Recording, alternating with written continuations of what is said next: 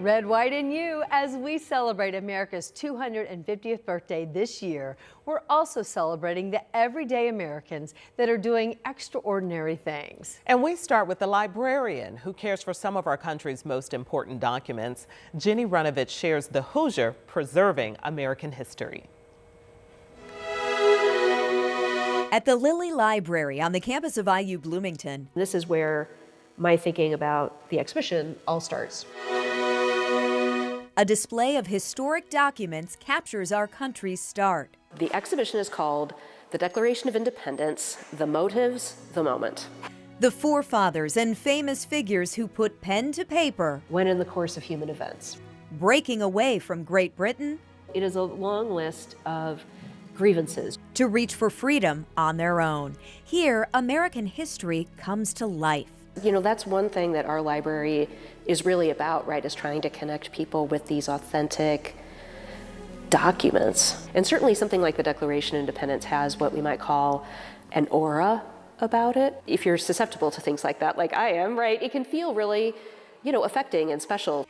Behind the Bloomington exhibit is IU grad Erica Dowell. As the Executive Associate Director of the Lilly Library, she curated this collection, and she takes pride in safeguarding all the significant works I love this copy of the stamp bag that visitors learn about at the library. I certainly learn things every time I do an exhibition, and that was the same here. Passionate about the past, it's why she chose a career in special collections. Dowell creates displays and takes visitors on tours to give people a close encounter with American artifacts. Well, mostly they're like, oh my God, this is so cool. They're very interested, and they're interested in talking about it and asking questions, and it's really rewarding to see the response.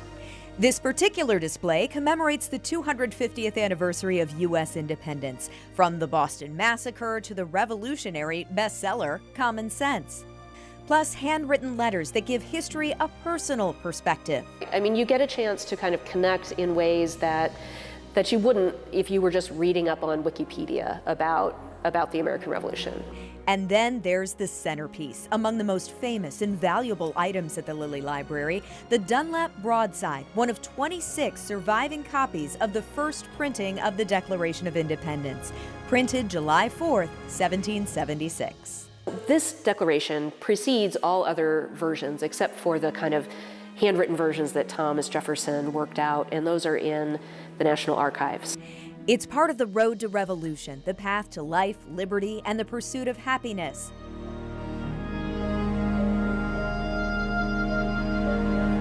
And what a privilege to care for this collection, a job Dowell loves. I do love it. I just can't imagine being at a better place and having a better career. I really do enjoy it. Celebrating the written word, connecting Hoosiers to history. In Bloomington, Jenny Runovich, 13 News. And if you would like to visit the exhibit in Bloomington and see that original printing of the Declaration of Independence, it's on display through December, and it's free.